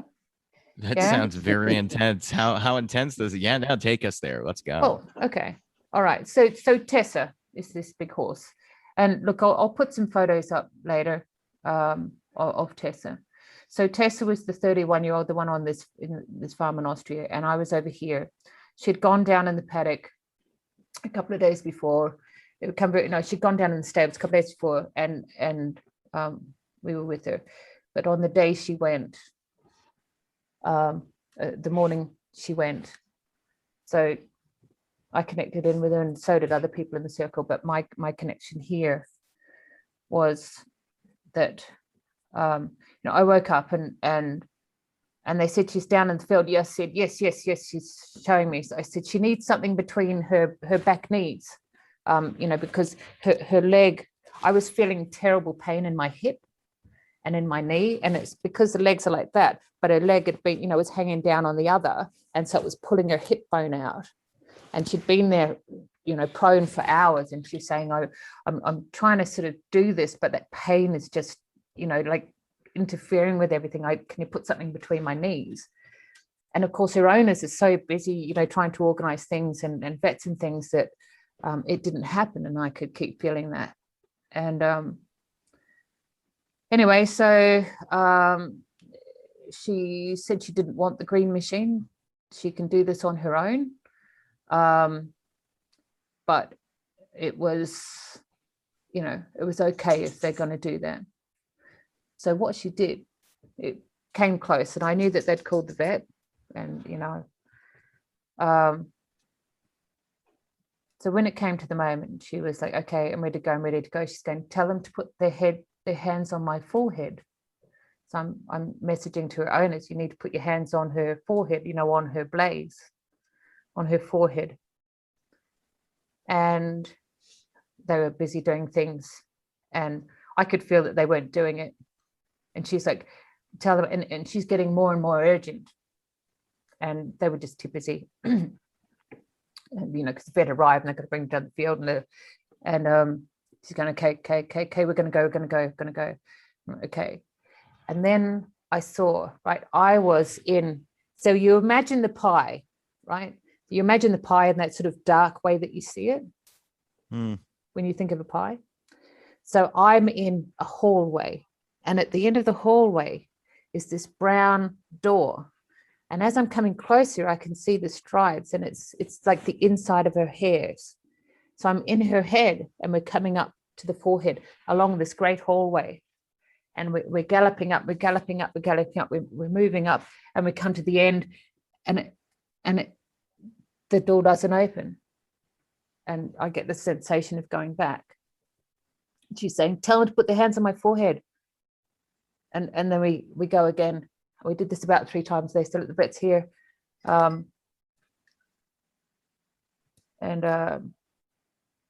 said, yeah, she doesn't want the green machine. And they're like, it's doing their thing. And so she's there, And then she's trying to go forward. So we're going up to this big hairy door and it's not opening, and we're pulling back into the darkness. Sort of like a hallway that's got a little bit of light, but not, a light on or anything. And then all of a sudden, she just disappeared. And I'm like just sitting here in my garden. I'm like, oh, okay.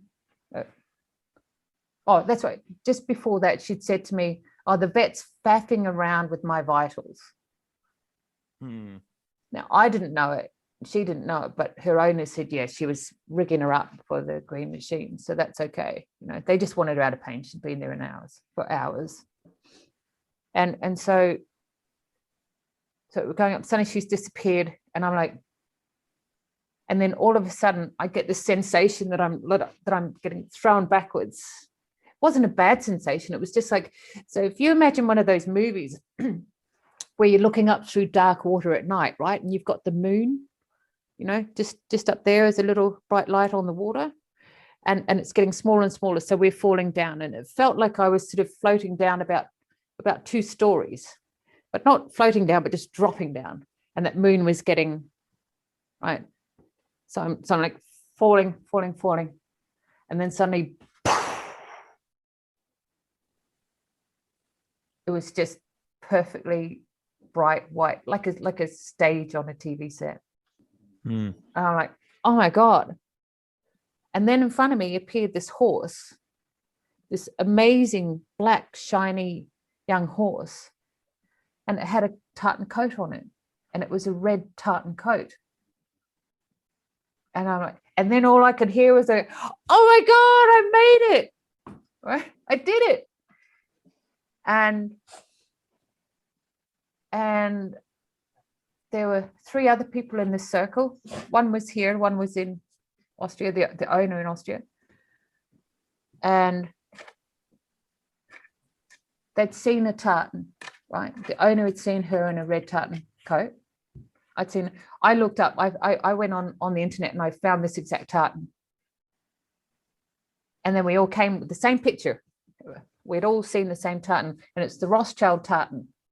And the owner, she's a Rothschild horse. So they'd bought her from the Rothschilds. So she had worn the Rothschild tartan. But it was a truly incredible experience because it felt no pain. But it was really impressed on me that horses come out through their forehead. And that it didn't harm her at all for the green machine. Like there was, she didn't even have a thought of that, right? So there was no sort of like, oh my God, I can't believe they just did the green machine on me. She's like, oh my God, I made it, right? But she was wanting to sort of, experience that journey herself, to try and come out of her forehead.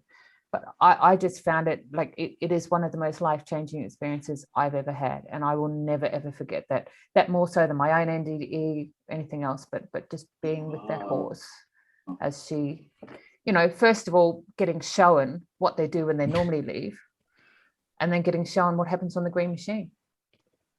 Yeah. That is Daniel's reacting. I mean, that is an amazing story. Yeah. And I want to circle back to Jenna said earlier that Anjii helped my 3-year-old 3 years ago leave this world. Recently, she helped my puppy who's been traumatized from the breeder, even though he came back to his mom with me. He changed after spending 2 days with Anjii. These are the testimonials. I mean, and you're telling me, Anjii, that other people can learn how to do this stuff too? Absolutely. Yeah. So what questions have you got, guys, on like how to train for this? Yeah, I mean, I'm just curious. Are you running courses for this right now? Yeah, I'm running courses for this, and it's all about stripping away your own trauma. And then we'll get to animal communication. Yeah, that's what I'm understanding. Yeah. So the first thing is releasing your trauma, your baggage. Yeah. Then you get the more clarity and if you have a course that's all about animal psychology and meditating and turning 3 times to the wind or whatever, okay, that's great. But for real animal communication, Mm. I've been shown time and time again, I've been distinctly directed that I am here right now, that those that I can work with will find me, but this has to be out there.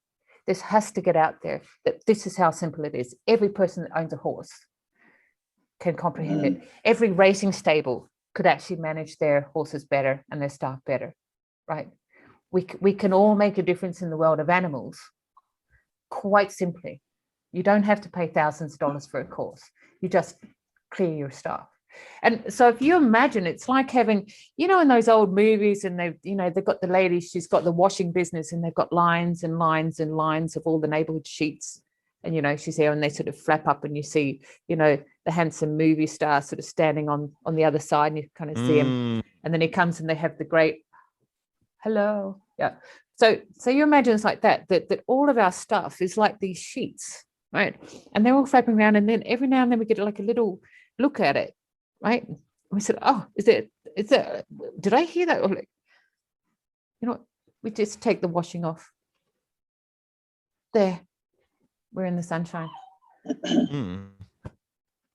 What does that look like on your courses? I mean, are you spending the majority of the time doing group clearings or individual clearings? What can people expect when they go on a course with you about this, Anjii? Look, I do workshops on you know, different things like agendas. Reactionary triggers is a system that I've been shown and written of how to you know, change reactionary triggers, and how to become aware of your own behavior, and how to, you know, do that real time. So that's sort of a course that I teach on that. And, you know, people, when they're ready, and it's not until they're ready. So it's not like, okay, we're going to do a 6-week course, and at the end of that, you're all going to do a hypnosis and you're going to get rid of all your stuff. It's like, you know what, it'll take people years before they finally go, I'm going to do it. Let's do it. You know, it's up to them. It's their own individual thing. So for me, it's just more about, you know, like, can do some classes. The reactionary triggers class is an amazing one, and it really you know, I use it a lot when I'm training in you know, corporate. So I'll go in and train their staff on you know, team bullying and stuff like that, and I'll bring these in there. And you know, I've had teachers sort of say to me, oh my God, I'm a bully. I'm like, okay, Yeah. cool, you know. But they don't realize it. And so teaching these sort of skills is a great place to start, because the biggest key to making change is acknowledging that change needs to be made. You know, we put on these masks and we're like, I'm fine. You know, I got over my dad's stuff years ago. It's like, well, you know, clearly not, because the next time she gets into a relationship with someone, it just rears its ugly head, right? And comes out as a misnomer in her relationship. And it comes out a misnomer with animals, you know. You know, people overcompensate, people pull back. So that's a good place to start. And, you know, do any courses you want with anyone, but make sure that they're real. And at the end of the day, I highly recommend you find a really, really good therapist that can actually take you down on that journey, and you can ask your own questions, you know. Yeah. You know, a woman that had spent her life wanting to know why she was raped when, you know, she was in her early 20s. She'd done all of these different courses and rebirthing and, you know, whatever it is, all this, like all sorts of stuff. And finally said, I've got to get this done. Do a hypno session. It's like, cool, you know, I could tell you what it is, but, you know, that's not going to fix you. This is your healing. So I just said, come on, we'll go down. And we went down to this garden. We walked through a garden. And we went and just sat down by the river, and we lit a fire there, and you know, she just called out across the water. She said, you know, why was I raped? And they said, and I, what's happening down there? She said, so they're telling me that I asked for it. So people relate to what's down there as they or it or Jesus or whatever they want to see, whatever that is. She related them as they, and she said, they said I asked for it. And I said, okay. I said, so ask them the next question, what would that be? And I said, when did you ask for it? She goes, oh. So she asked when you asked for it. She goes, okay, before I came to this life. I'm like, cool. I said, so ask them why. And she's there and she's having this discussion, and And she goes, so they're saying to me that I wanted to study the effects of trauma in the body and in relationship, you know, and in marriages and relationships afterwards. And so I needed this to be able to study that and, you know, bring the work out now. And I said, so how's it working? So we worked on that for a while, you know, how's it working? How's it incorporating? Okay, so now you understand how simple it is. And she said, yeah. And then I said, well, ask them the next question. And she goes, what would that be? And I said, you wanted to know why you couldn't remember anything from the moment he first touched you. She went, oh, yeah. So she called that out. And then she comes back and she goes, so no, yeah.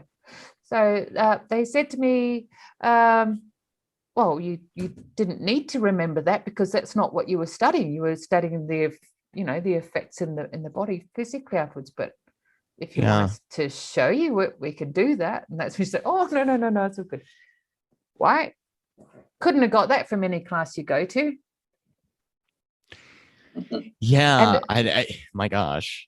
Yeah, and we're going to delve more into that even tomorrow. And you know, we're doing another session on this about hypnosis and trauma. And you know, it's amazing that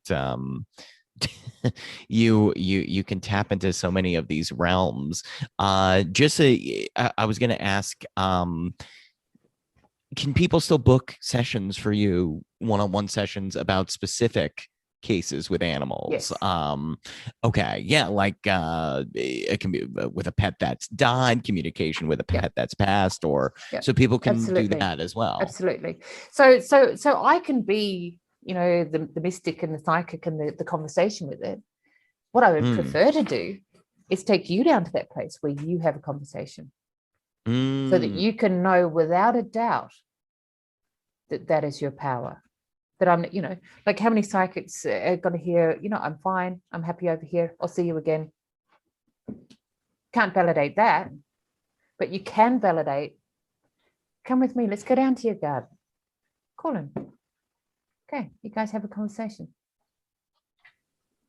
That's a very good point for all these psychics out there that are saying, "Oh yeah, that teach courses about tapping into your psychic abilities." They never bring it up during a one-on-one session. They are still touting their supreme abilities over you. I mean, that's a much more empowering position that you're coming in. You're saying, "Yeah, I can do this," but also, wouldn't you rather do it?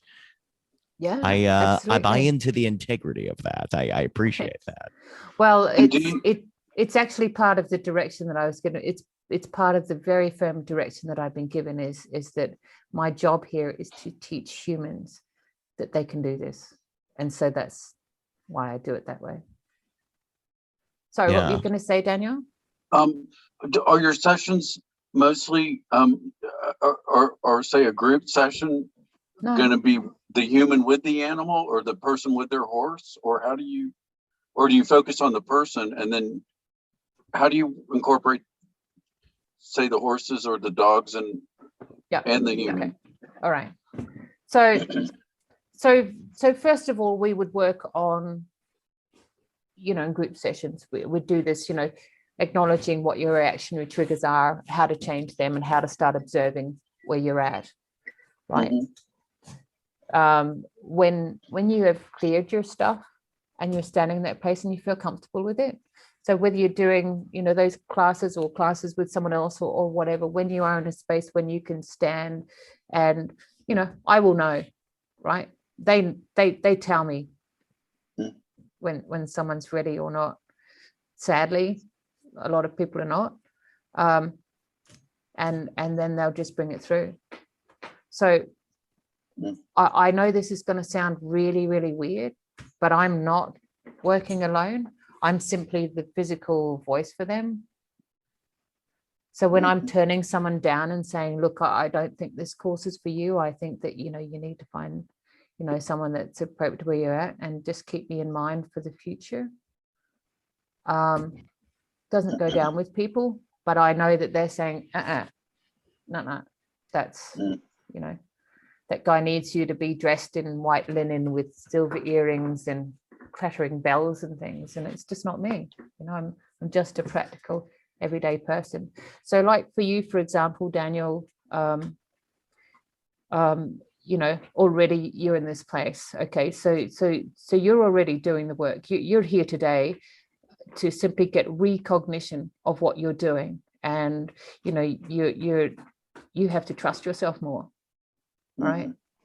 You don't have too much in there to get rid of, but sometimes you get red herringed. You get sidetracked on your things, and it's really about that much information, but refining it into what your focus is in that time. And they're saying, you're doing this, you've been doing it for a long time, and so all today is about is getting that. And if you do a session, it's about just clearing away that stuff. It's about just confirming with yourself that you're already doing it. There's a temper thing. Do you get irked sometimes? Frustrated? Empathy. I don't know. Do you get frustrated sometimes? Oh yeah. A lot of, yeah. I mean, I don't want to waste people's time with my stuff, but yeah. Just like you kind of described, I see myself as that person who has a lot of excuses and drama for not just getting to what I really want to get to. Yeah. And that's exactly what that's exactly what they're saying right now. They're just saying, Daniel, you're doing it. You don't need to do another 2 years courses. Just get the fuck on with it. Yeah. Stop getting frustrated with yourself, because that's getting in the way. So they just show me a big sheet of frustration. It's in your way, and they're like, just calm the farm. Take some vitamin B6. I've just seen B6 for you. Just take some B6. Just calm the farm. You're already doing it. You're already where you're meant to be. You just don't realize. The only person that doesn't realize it, Daniel, is you. All the horses know it. Yeah, and I do lack confidence in myself. I never kind of believe in. Yeah. But do you take the person with the animal and work with them both, and when you do, or sessions sometimes? Or I'm thinking of just all these great things that I'd love for you to come and do, and some amazing people that would just be so blown away by what you're doing. And I wish you could. Well, look, on that point, and I know as we're starting to wrap here, we're coming to the end of our 2 hours.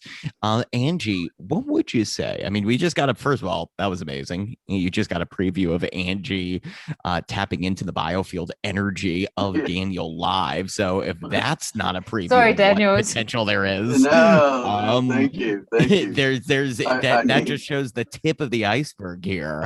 But I was going to say, Anjii, where can people find you to delve deeper into animal communication as well as this personal work? Yeah, sure. So my Facebook page is, as most of you probably came through that, is Anjii B, ANJIIB that's my email address, anjieb@gmail.com.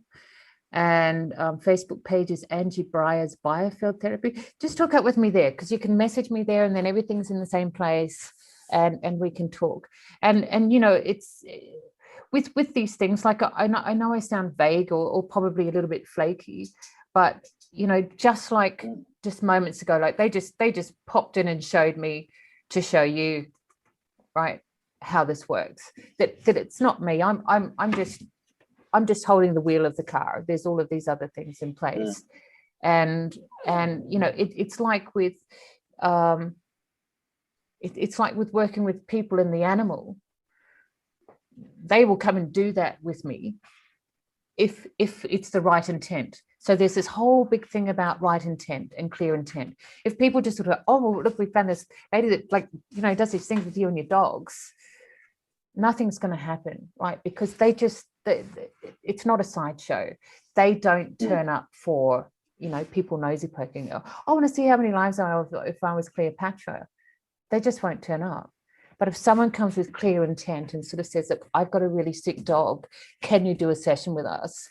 they'll let me know, and I'll just immediately say yes, and the time will open up, and you know, it'll work right for us. So that's how they work.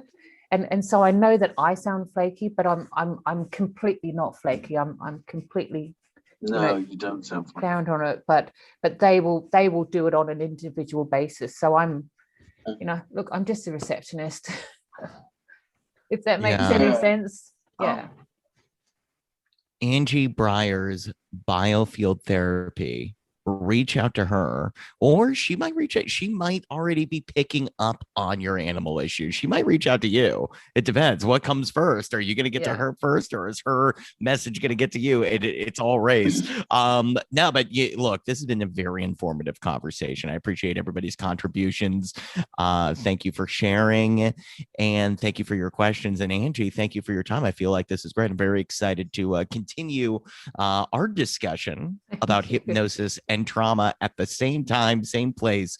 That's tomorrow. Right. Yeah. And look, it's totally worth you coming to that, because, you know, this discussion pretty much leads on to that. So that'll make more sense of what I do on that side. And then you've got a good, clear picture of, you know, whether I'm someone you want to work with, and whether, you know, this all makes sense to you. But, you know, if you just hold in your mind that it's all simple, that we're all capable of it, that 90% of us are already doing it, and it's just clearing away that washing off the line. So however you do that is up to you, but come along to the other one, and, you know, it's going to be just as informative, and, you know, probably more so, because, you know, we've got to wade through that, you know, people have their drama thing, and but, you know, we'll talk more about how I actually work with that there for sure. And always message me on you know, on Facebook, but just remember that, you know, I'm not doing free appointments to 1,000 people a day on Facebook Messenger. It's like, you know, they can book an appointment if they want to do that, because I've got, you know, dogs here that I do 10-hour days here with dogs, and, you know, I generally have dogs here 24/7 on the weekends. So, you know, I don't get a lot of time to just spend with just my dogs and my cat, or my son and my grandchildren. So, you know, I can imagine people of like, hey, can you explain hypnotherapy to me? Hey, can you explain dog? No, dude, you know, come to the session tomorrow. Or have a look at the content. But if you guys want to come to the session tomorrow, we'll get so much more, you know, around how we can work through that, and how it can be, you know, like that woman. She's been 50 years trying to find the answer to her trauma that has eaten her up, that has, you know, ruined relationships like that. Oh, yeah. Oh, well, that makes sense. Okay. And so then I'm able to sit there with her under hypnosis and go, so what did you learn from it? Real.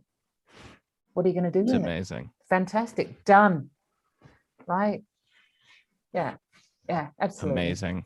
I love what I do, and I'm proud to be of service, and I'm so grateful that you all connected with me here today, and you know, kindly sat with me through the whole journey.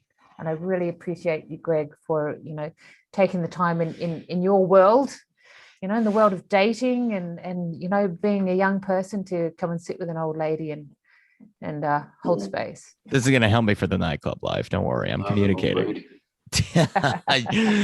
I'm going to communicate telepathically with these girls. Okay, it's fine. Yeah, no, this is great. This has all been very helpful to just shape my understanding about the way the world works. And that's all I ask for in these conversations. So thank you, Anjii. Thank you, everyone, for participating.